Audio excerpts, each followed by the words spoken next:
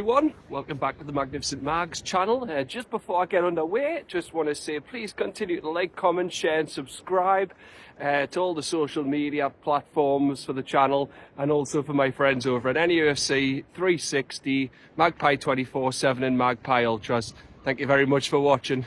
Welcome back to the Magnificent Mags channel, everyone. Just here doing my review of Newcastle's very important 1-0 win last night away at West Ham. As you can see, just down Cullercoat. It's a beautiful Tuesday evening, and I think it kind of reflects all our moods after last night, doesn't it? That was a very important win, a big win in the context of the season, because it's been a debate. What's more important, Champions League or going for the Carabao Cup? And I've argued this, saying why not go for both? We can do it, of course we can do it. And yeah, last night, it wasn't the prettiest game, as I posted, many others have commented.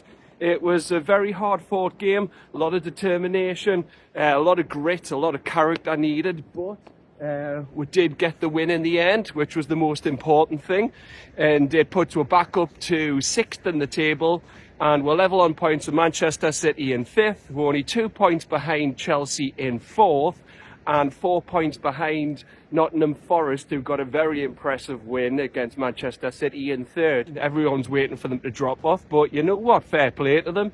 And if there's any other team to get Champions League this season with us, well, I'd like it to be Nottingham Forest. Yeah, in the context of our season, that win was massive. We needed that really badly, because we know the form's been iffy of late. It's been 8 days since that chastening defeat to Brighton in the FA Cup.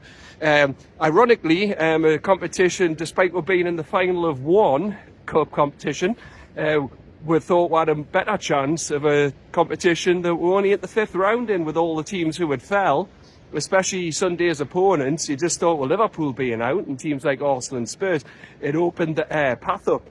So it's been a long 8 days to stew on that result, and we really needed it. And you know what? Fair play to the lads last night. As soon as we seen the lineup, we saw Pope was back in, and we're like, iffy. We weren't sure, because, again, as he showed in the game a few times, his kicking does leave a lot to be desired. But yeah, I don't think he faced a shot. So that's credit to the defence, and the chances that did come into the box that got near him, mainly from set pieces, were ones that he managed to clear. He done a couple of punches, and he done one header that had Wall nervous, but you know what? He got to it, so fair play to him. And yeah, I think Eddie Howe's decided now that Nick Pope's going to be his keeper for Sunday, so we'll see. We were saying that after last night's game, so I think he's decided on that. I've been a bit worried, him chopping and changing his keeper so close to the final. Like, Nick Pope was back in for 2 games, and then Dubravka's back in, and then Nick Pope again. When you're changing your keeper, because there's no stability there, is there? And again, we've lost Lewis Hall, as we all know. So it was a big night as well for Tino Livramento. I thought he'd done all right on the left-hand side, but it was not more than that. I'd just say he done all right when he was in there. Joe Linton helped out on that side, and Harvey Barnes. Now, Harvey Barnes was the other surprise inclusion, wasn't he? Didn't know what to expect, because I thought Howe, but this is why Howe's the manager, because Harvey Barnes in the end had a brilliant game. I've got to say he did. He staked his claim for Sunday, so I think he'll start. But I thought he'd go with a safe option. Discussed a lot, but thought it might have been Joe Willock. Joe Willock, as I thought, might have had the running power, especially when I seen West Ham's team. I was shocked that Barnes wasn't there, because their team didn't have a lot of pace in it. That's one of the first things we noticed, and you thought, well, Willock's running power, and he's played the last few games, albeit not too well, but thought he could get at them. He's got the legs to get up the pitch when we're on transition. But no, how shocked were he? Played Barnes, basically his way of just saying to Harvey Barnes, right, this is your opportunity. If you're going to do something, go out and show it. And you know what? Harvey Barnes, fair play to him. He grasped the opportunity, and he played really well. He got the assist, didn't he, for the winner, for Bruno. And you know what, for his persistence and determination just to go on to the goal, because it was a bit of a bitty game, but it was very, very good in the fact that he did get into that position. And you know what? His shot didn't come off, did it? He looked to cut inside his trademark, where he scored a lot of winners for it. Again, against West Ham at St James's in the 4-3 win. We'll never forget that. Wolves early on the season were the winner after Fabian Schär's equaliser. So you just thought, yeah, will he get his opportunity though to have them kinds of shots? Because West Ham, basically they had no desire, no determination whatsoever to get out, did they? They were happy all game, in my opinion, to just sit in a low block. They had like 7 or 8 players behind the ball at any one time.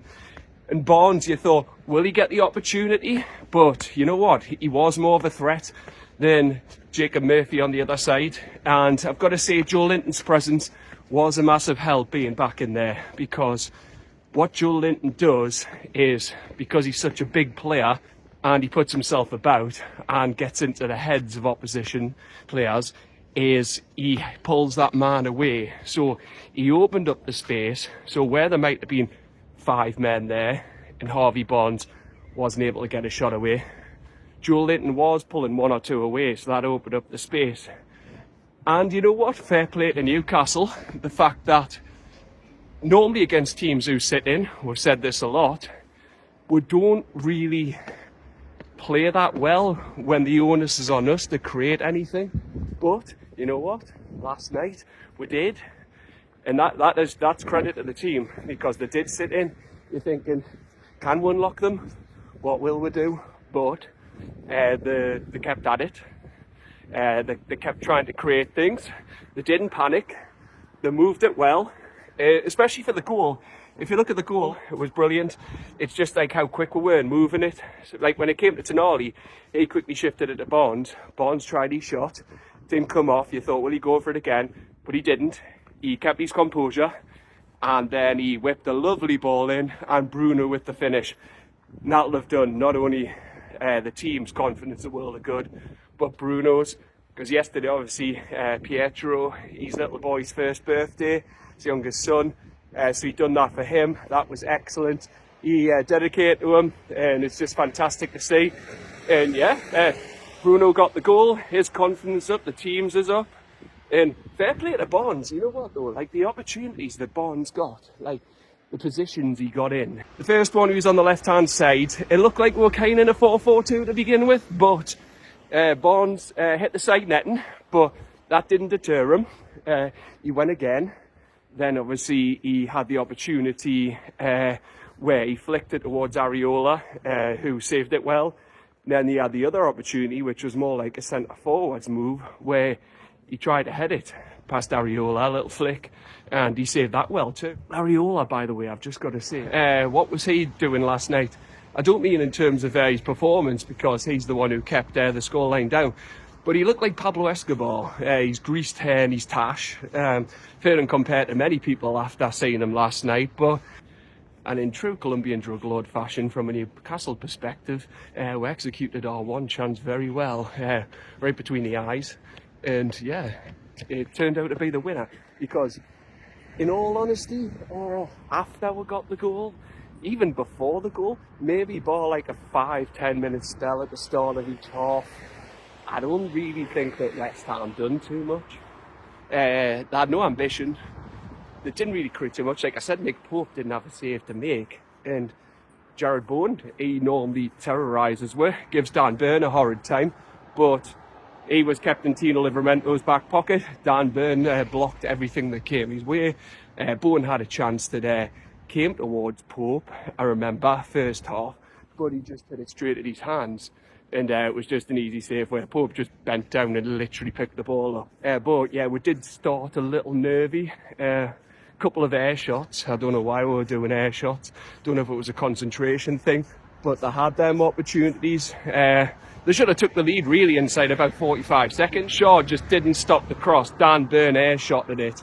And then the chance that was hit over the bar by Souček. And Souček, like Bowen, is normally a player for West Ham who gets goals against us, so that was a big sigh of relief. Our main chance was that one that Areola saved, the one where he clawed it out the air. You know what? Full massive credit to him for that. That was an excellent save. Obviously, brilliant ball from Bruno.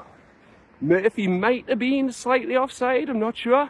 but he whipped a fantastic cross in, and then what Kilman was doing, I don't know, but for that to be clawed out the air by Areola, like, that was brilliant. That was one of the best saves I've seen. And then obviously Isak hit the rebound over the bar, but because it went out for a goal kick, I don't think they need to review it to see if it was if Murphy was onside or not. And then the only other contentious talking point in the game, yes, it was Kilman again. He was involved in both. It's when the goal was scored by Bruno. They're claiming there was a push on Kilman from Isak, but it wasn't. He just tried to buy it. It was just, that was nonsense. There was not a foul. He made an absolute meal of it. If someone went like that to you when they're walking past you, you wouldn't fall over like that.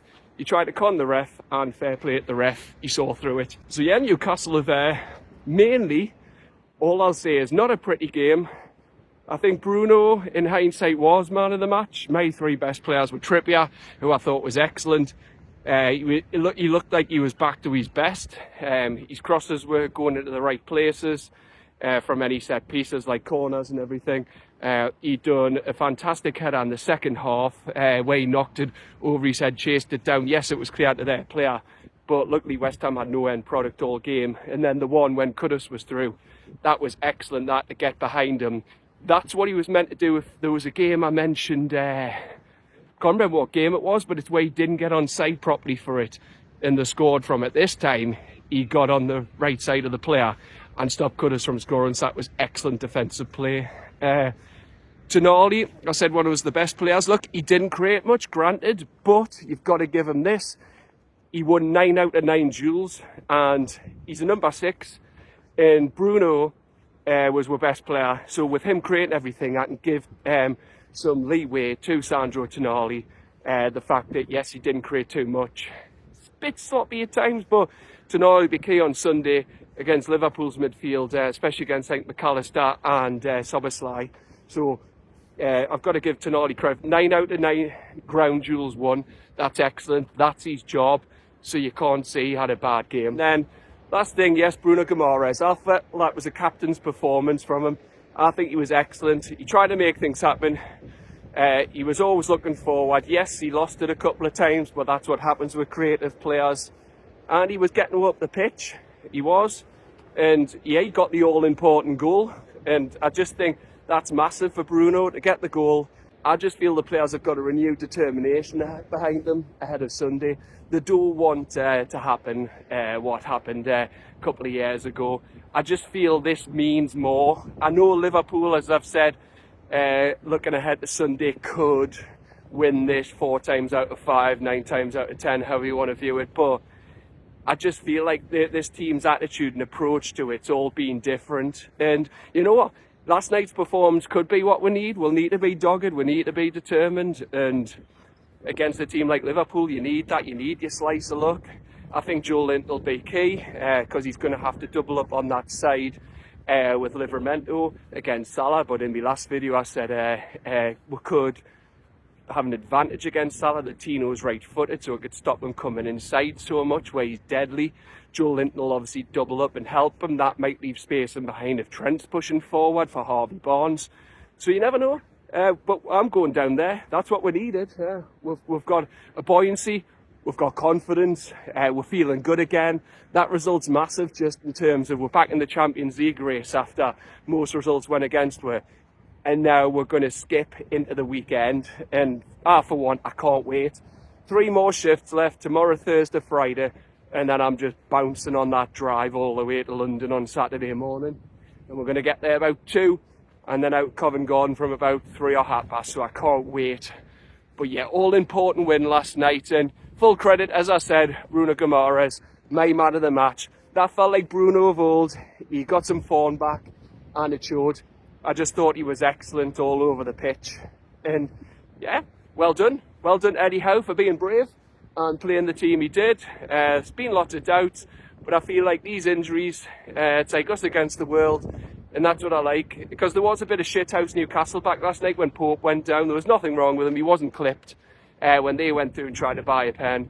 So yeah, the dark arts were back. And we might need that against Liverpool. Because you know they might be favoured in some ways. But we'll see what happens. Just absolutely buzzing to get back to winning ways, and now we'll look ahead to the weekend. I'll just say good night, and I hope everyone's tuning in to the game at Anfield tonight. We'll see what happens. Could have a big bearing on Sunday, depending what happens between them and PSG. They could get injuries. They could be taking extra time, so I'll be an interested spectator, so I'm going to go and watch that shortly. But for now, thank you very much for watching. I hope you all have a fantastic week, and I'll be back for my preview for the game of the season this weekend on Friday. Take care. Bye-bye for now.